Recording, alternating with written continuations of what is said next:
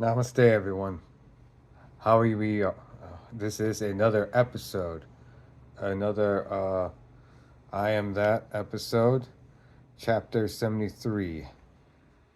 Death of the mind is birth of wisdom. Death of the mind is birth of wisdom. Which, if you're a first time listener to this, it's going to sound very, very just odd. Like, what do you mean? Mind is where thoughts come from. It's where the smarts come from. It's where intelligence, wisdom comes from. Um, if you are not new to this, I think you can understand uh, where Nisargadatta Maharaj is getting at with this. So, off the bat, first we start with ego. The questioner actually has a very good point, a very good concern, I think. Right off the bat, questioner. Before one can realize one's true nature, need not one be a person? Does not the ego have its value? Maharaj. The person is of little use. It is deeply involved in its own affairs and is completely ignorant of its true being. Unless the witnessing consciousness begins to play on the person and it becomes the object of the observation rather than the subject, realization is not feasible. It is the witness that makes realization desirable and attainable. So, I think maybe even through this, even though it's much more explicitly said later on, I think even with this part, we can start seeing maybe what we mean by death of the mind is birth of wisdom. It's this idea that the mind, the ego, the layer of that is the person, which Nisargadatta Maharaj would say is probably the most surface dairy level.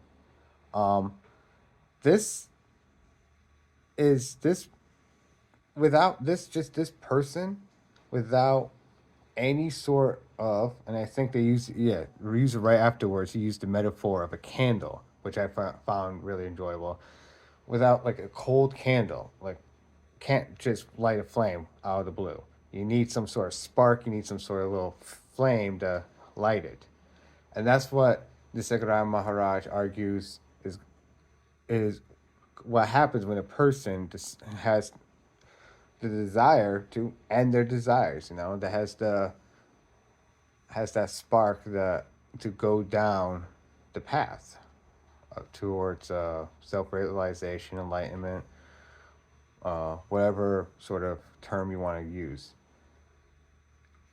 I would say one thing I think the note for this chapter that I found really interesting is that they talk about mantras explicitly, much more a bit more so than in typical chapters.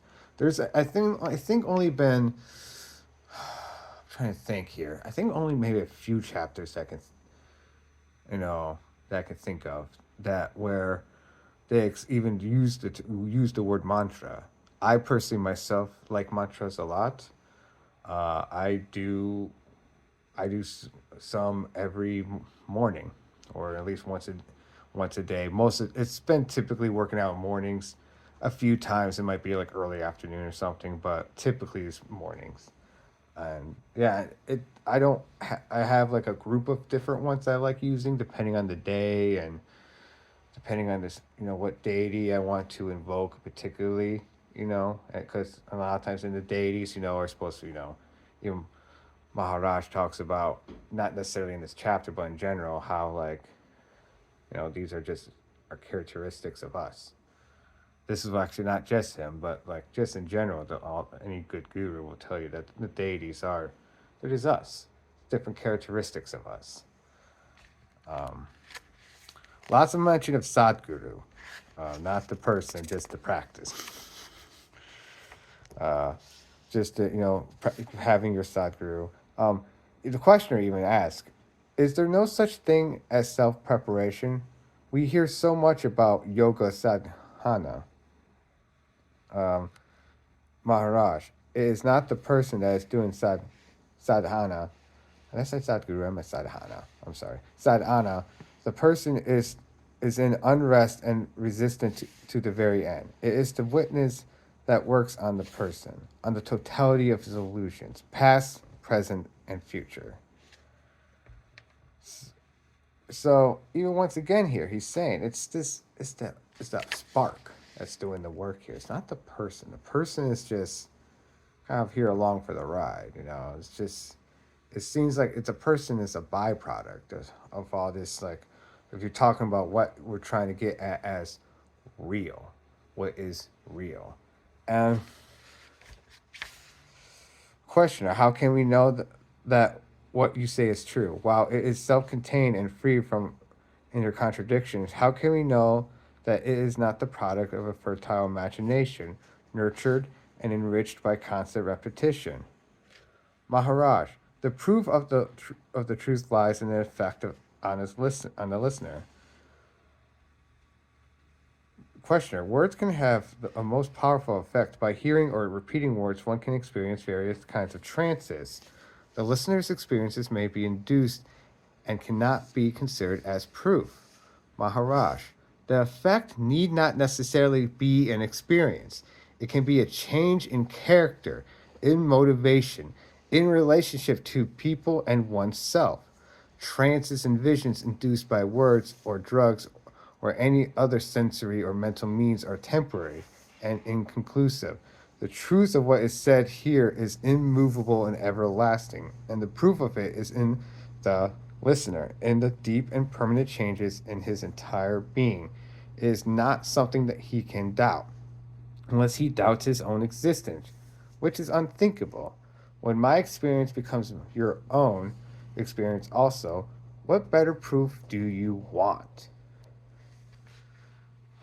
And see, when reading that, that's that was the moment, like I always seem to have in most chapters, where I have the moment of like, woo, hoo hoo, that hits me deep, that hits me personal, because I have, like, since my own personal spiritual journey, discovering Krishna, having him come into my life and all this, this is what I felt.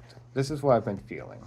It's not just about like some sort of sensory seeing stuff and whatnot and experiencing things per se. Although I've had experiences, especially one time I remember feeling the oneness with a squirrel.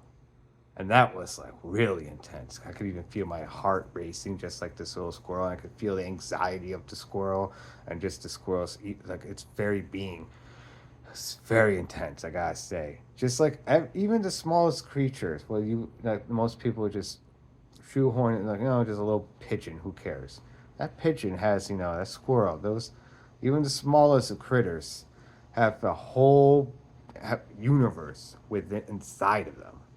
See, this is an argument I've made in the past too. On my channel, I've made a video talking about dogs being spiritual creatures and extended to all animals. It's all sentient beings, and I don't think that's controversial at all. Especially, I think a lot of Buddhists would defend me, and Hindus and everyone else. I think, yeah, at this point. But yeah, anyways, point being that I understand what he means, but especially when he says, when my experience becomes your own experience also, what better proof do you want? And personally, to him, I would say, if he had said that to me, I'd personally be like, yeah, you got me there. Like, because I don't know what better proof want. I don't know.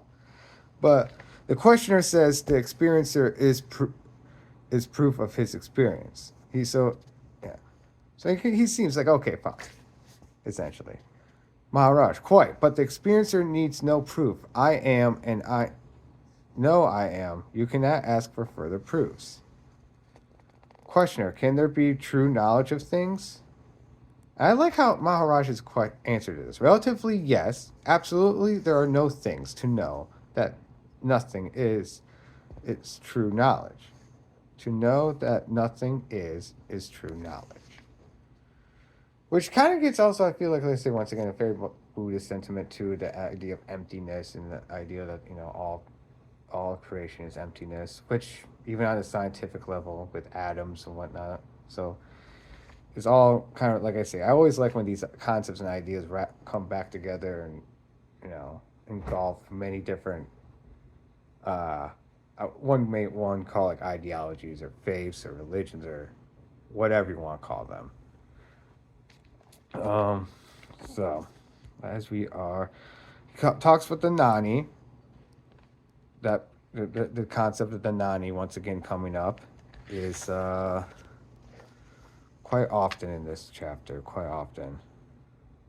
Oh, so here's the thing. This is what another point that the questioner brings up that I actually respected him for bringing up.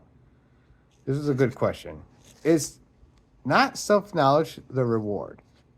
He brings up this question in reference to Maharaj. When he says that the mind must have a purpose to encourage it to free itself from the unreal, it is promised something in return. In reality, there is no need of purpose. Being free from the false is good in itself, and it wants no reward. It is just like being clean, which is his own reward. Which that concept, I totally get, makes sense. This is the idea that this is all for its own purpose. Krishna even talks about how like one seeks, one ought not to seek reward, ought want to do one's own duties and obligations for their own sake. And I would say, I think these concepts are interlinked in a way. These are one and the same sort of idea. Um, but I do like how the question is not self knowledge the reward. Maharaj, the reward of self knowledge is freedom from the personal self. You cannot know the knower, for you are the knower. The fact of knowing proves the knower. You need no other proof. The knower of the known is not knowable, just like the light is known in colors only. So is the knower known in knowledge. Try saying that like 3 times fast, right? No.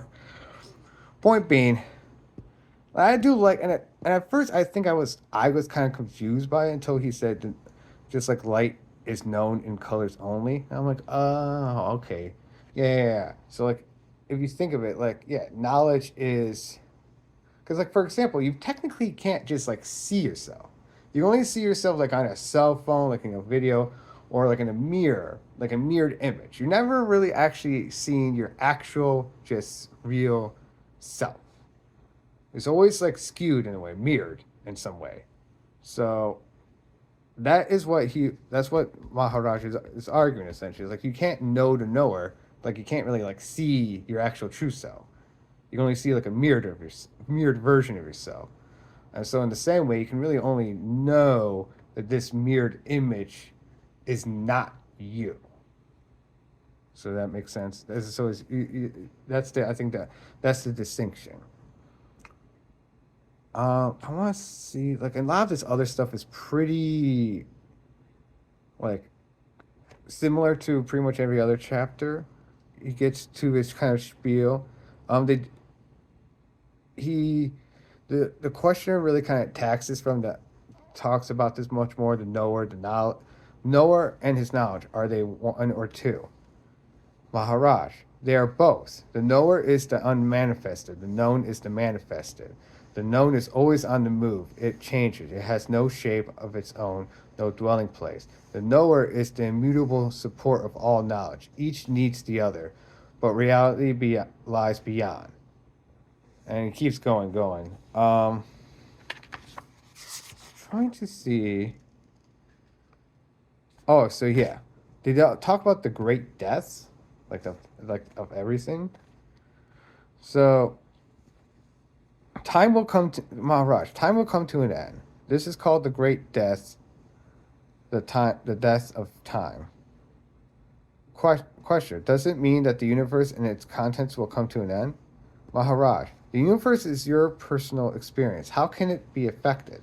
You might have been delivering a lecture for 2 hours, or has it gone when it is over? It has merged into silence, in which the beginning, middle, and end of the lecture are all together. Time has come to a stop. It was, but is no more. The silence after a life of talking and the silence after a life of silence is the same silence. Immortality is freedom from the feeling I am. Yet it is not extinction. On the contrary, it is the state of infinitely more real, aware, and happy than you can possibly think of. Only self consciousness is no more. Question: why does the great death of the mind coincide with the small deaths of the body? Maharaj, it does not. You may die 100 deaths without a break in the mental turmoil, or you may keep your body and die only in the mind. The death of the mind is the birth of wisdom. So this now we get the context back to what this all was originally about, what the whole title was about. It's this idea that the death he's talking about here, that you need to die. It's not just just physically dying, because like it says, you can die of continue. That's just reincarnation. That's the life cycle. The death he's talking about, the wisdom, the birth of the wisdom he's talking about, is when you are taking yourself out of that cycle of death, life. And so, I think I've been keeping this going for a bit. Like I said, this chapter was pretty good too, and I probably might, especially once I go back and cover this whole thing again, because I want to do, like, I definitely will want to go back and have like a bigger video covering all this. Hopefully, this will definitely be one of them. I definitely hope so, because like I said, it's a very good chapter, and I just want to end on the there's an ending quote, and as always, I always love reading the ending quotes whenever they have them. So I'm gonna read this. I'm gonna end this chapter with this ending quote. Maharaj quotes: "Awareness with an object we call witnessing. In reality, there is only one state. When distorted by self-identification, it is called a person. When colored with the sense of being, it is the witness. When colorless and limitless, it is called the Supreme." So I'll let you gnaw on that quote, and I'll see you all next time. So, Hare Krishna, Namaste. Peace to you all.